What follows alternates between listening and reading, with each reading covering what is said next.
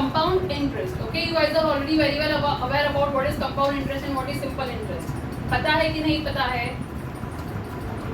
थोड़ा थोड़ा simple interest और कंपाउंड इंटरेस्ट का डिफरेंस क्या होता है वो पता है? नहीं पता? ओके, सिंपल इंटरेस्ट और कंपाउंड इंटरेस्ट का एक ही फर्क होता है. फॉर एग्जाम्पल, किसी को तुमने ₹1 लाख दिया है, ठीक है, एज अ लोन. ओके, उसको अगर तुम सिंपल इंटरेस्ट, ओके, उसको तुम रेट ऑफ इंटरेस्ट क्या लगा रहे हो? 10%. Okay, for how much period you have given? Suppose 3 years. ठीक है, एंड तुम्हारा क्या है? 3 years. ओके, तो सिंपल इंटरेस्ट क्या होता है? दैट उसका एवरी ईयर का इंटरेस्ट कितना होगा? तो P into N into R upon 100. That is 1 lakh into 3 years into 10%. Right? Okay? तो वो तुमको 3 years में कितना इंटरेस्ट पे करेगा? 30,000. मतलब एवरी ईयर वो आपको 10,000 एवरी ईयर 10,000 एवरी ईयर 10,000 करके 3 years तक 30,000 इंटरेस्ट पे करेगा. सिंपल इंटरेस्ट है, मतलब तुमने उसको 1 लाख अभी 2026 में दिया होगा, तो जब वो 26 एंड होगा वो तुमको 10,000 देगा एज एन इंटरेस्ट. फिर नेक्स्ट ईयर वापस at the end of the year 10,000 देगा, और उसके बाद वापस at the end of the year 10,000 का इंटरेस्ट देगा प्लस तुम्हारा ओरिजिनल अमाउंट वापस करेगा. अभी सिंपल इंटरेस्ट मतलब एवरी ईयर में मैंने तुमको क्या बताया? तुम्हारा interest amount remains the same. Every year 10,000 10,000 10,000 हुआ, तो एवरी ईयर अमाउंट क्या होता है? इंटरेस्ट अमाउंट सेम होता है. ठीक है, क्या बोल रहा था तू? कुछ अलग बोल रहा था. सेम होता है. एवरी ईयर इंटरेस्ट अमाउंट क्या होता है? सिंपल इंटरेस्ट में सेम होता है. अब कंपाउंड इंटरेस्ट में क्या होता है? फर्स्ट ईयर में, ठीक है, 1 लाख के ऊपर 10% इंटरेस्ट हुआ, तो कितना? 10,000 हुआ. अब कंपाउंड इंटरेस्ट क्या है कि at the end of first year अब उसका लोन कितना हो गया? 1 लाख प्लस 10,000. तो अब उसका लोन कितना हो गया? 1 लाख 10,000. अब सेकेंड ईयर में जो 10% इंटरेस्ट लगेगा, समझा, वो किसके ऊपर लगेगा? तो तुम्हारा 1,10,000 के ऊपर 10% कैलकुलेट होगा. तो सेकेंड ईयर में इंटरेस्ट कितना हो गया? 11,000. सेकेंड ईयर में इंटरेस्ट कितना हो गया? 11,000. अभी थर्ड ईयर में क्या होगा? तो अभी सेकेंड ईयर में तुम्हारा एंड ऑफ सेकेंड ईयर अभी तुम्हारा लोन कितना हो गया? तो 1,10,000 बाकी था, प्लस उसमें और 11,000 का इंटरेस्ट मिला के अब वो हो गया 1,21,000.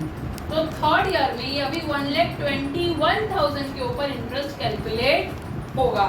तो कंपाउंड इंटरेस्ट क्या हो गया? That after the period of first year your interest due is added to your principal. तुम्हारा प्रिंसिपल फर्स्ट ईयर में क्या था? 1 लाख. सेकेंड ईयर में तुम्हारा प्रिंसिपल क्या हो गया? 1,10,000. थर्ड ईयर में तुम्हारा प्रिंसिपल क्या हो गया? 1,21,000.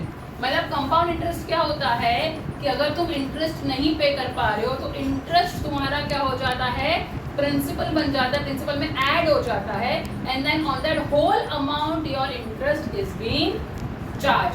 समझ में आया? तो भी 1,21,000 के हिसाब से थर्ड ईयर में कितना इंटरेस्ट लगेगा? तो 1,21,000 का 10%, बरोबर. तो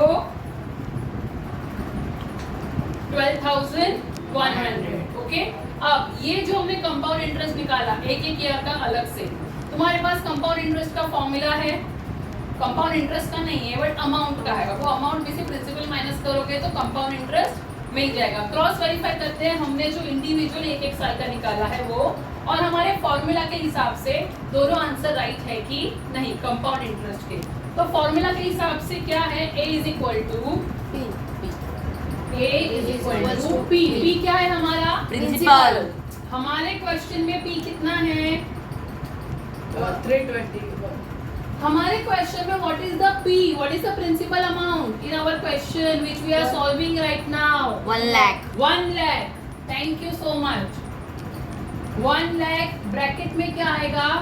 1 plus rate of interest is how much? Rate of interest is how much? 10%. तो इतना क्यों टाइम लगा रहे हो? नंबर ऑफ इयर्स कितना है? Three. पीरियड कितना है? 3. ओके, समझे? अब 1 lakh ये क्या हो जाएगा? 110 अपॉन 100. ये तुम सबको आता है ना? ओके, सबने फर्स्ट एक्सरसाइज में सॉल्व किया है ना? एलसीएम लेके हुआ. कैसे हुआ? LCM. किसी को नहीं पता ऐसा है कोई? पक्का? तो रिस्पांस क्यों नहीं आया उस टाइम पे मुझे? चलो अभी ये 110 अपॉन 100 का रेस टू 3 का मतलब क्या हो गया?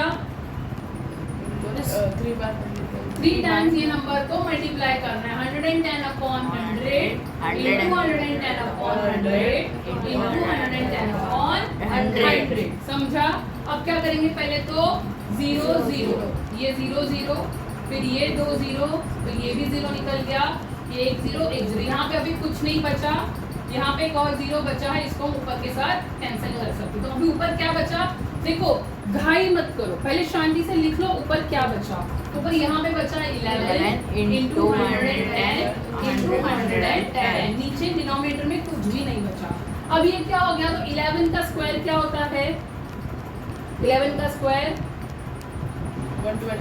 121. सो आई कैन डू 11 इंटू 11 121. एक 0 आ गया, multiplied by 110. So 1210 multiplied by 110. ये 0 जो 110 का मैं लास्ट में लगा दूंगी. मैं 11 से मल्टीप्लाई कर लेती हूँ. 11 0 जा 0, 11 1 जा 11, 11 2 जा 22. प्लस 1 23. 11 1 जा 11 प्लस 2 13. 13. और ये 110 था तो उसका एक 0. तो कितना हो गया? 1,33,100 हमको अमाउंट मिला. तो अमाउंट 1,33,100 है. मतलब हमारा कंपाउंड इंटरेस्ट कितना है? तो amount minus principal. Amount 1,33,100 minus how much was our principal? 1 lakh. 1 lakh. तो कंपाउंड इंटरेस्ट टोटल 3 साल का कितना हुआ? 33,100. अब हम हमारा जो एक एक साल का निकाला था वो चेक करते हैं. फर्स्ट ईयर का हमारा इंटरेस्ट कितना आया?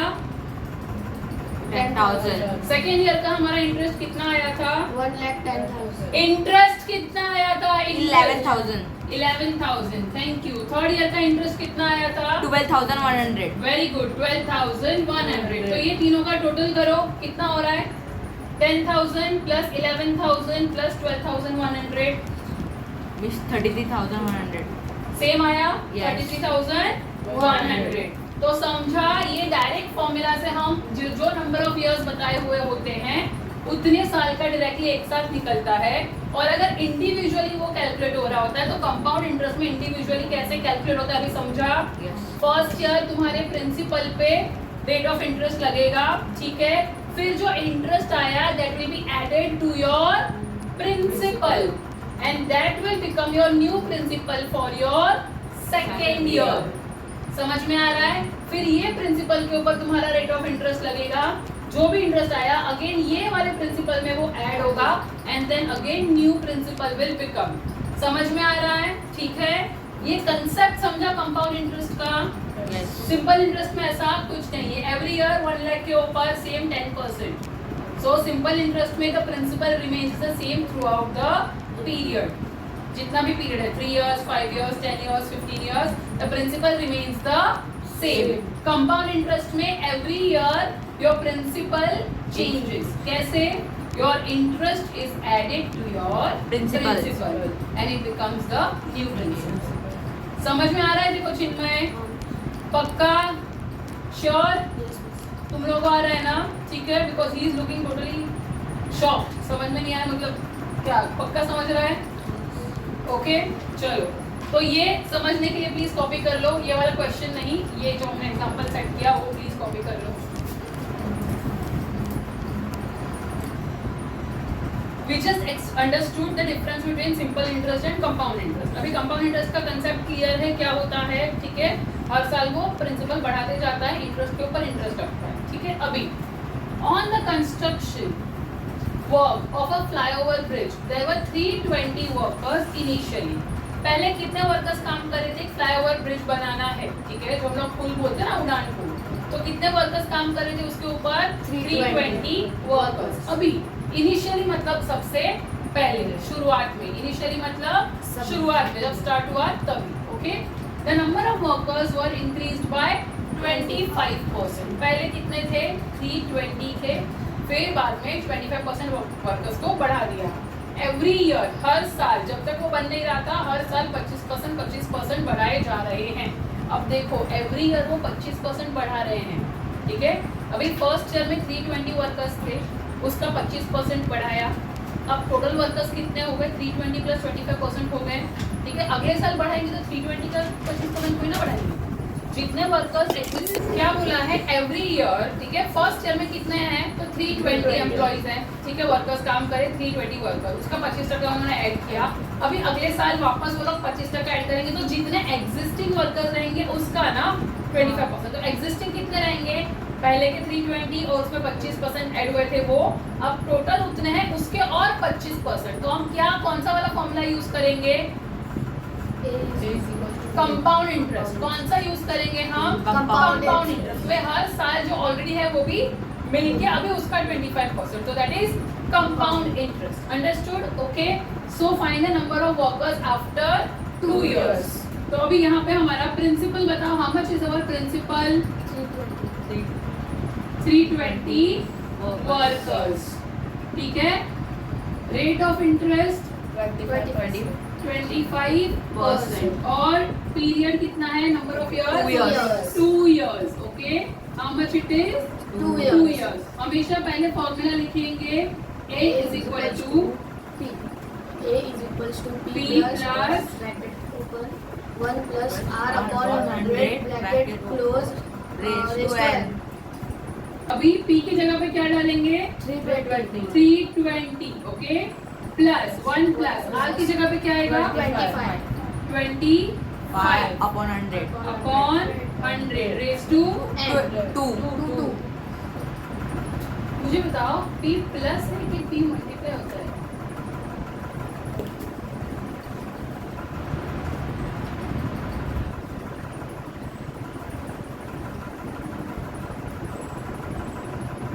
ठीक है. So 320 bracket 1 plus 25 upon 100 raise to 2. तो अभी 1 प्लस 25 अपॉन 100 उसका क्या हो जाएगा, 120 यस 125 upon 100 अपॉन 100 ऑल्सो ना चिन्मय, सिर्फ 125 का क्या गलत हो गया फिर वो, ठीक है. अभी अब रेज टू 2 मतलब क्या करना है, उसको 2 टाइम्स मल्टीप्लाई करना है. So it is 320 multiplied by 125 upon 100 multiply by 125 upon 100. क्या करेंगे, पहले 0 0 कैंसिल कर दिया. हाँ. अब मैं तो बोल रही हूँ 0 भी कैंसिल मत करो. सब लोग रोज टेबल्स बोल के भेजते हो, Yes, ठीक है. 25 का टेबल याद आता है, 25 के टेबल में 100 और 125 दोनों आते हैं. Yes miss. सो व्हाट 25 का 125 5 था, और नीचे 4 था. सेम यहाँ पे भी 5 जा एंड 4 जा. 4 जा. 320 और 4 का कोई कनेक्शन है,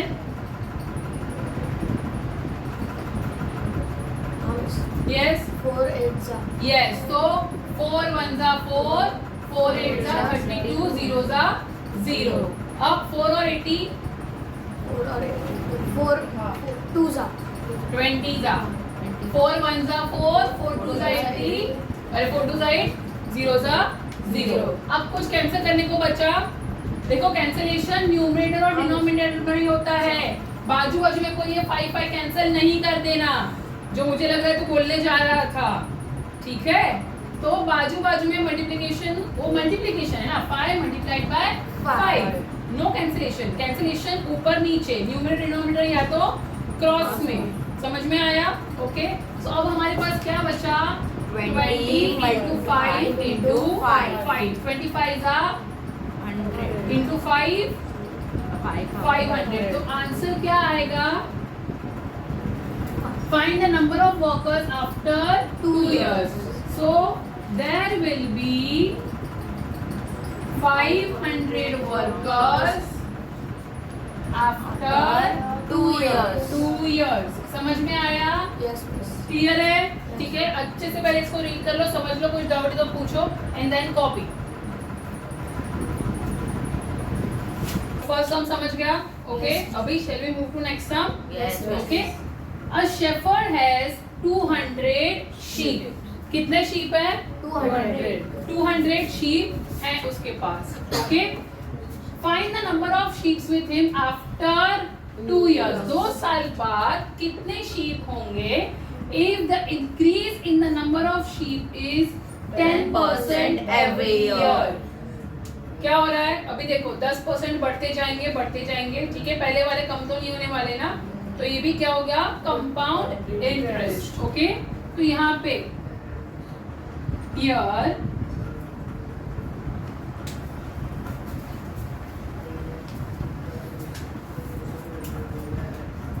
पी क्या है?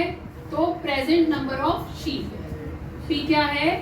Present number of sheep. कितने हैं? 200. 200 sheep. Okay, rate of interest तो increase of sheep every year.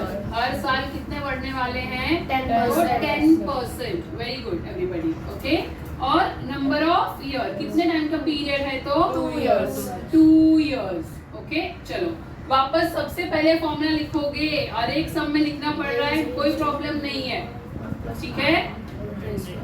Raise to n। तो अभी p क्या है हमारा? p की जगह पे p का वैल्यू डालेंगे 200। 200 1 plus r 10. 10 upon 100। Number of years 2। 2। Okay, अभी इसको कैलकुलेट करेंगे, क्या होगा? 200 इंटू ब्रैकेट में क्या बनेगा अभी? 110 अपॉन 100। हर बार भूल जाते हो तुम बोलना।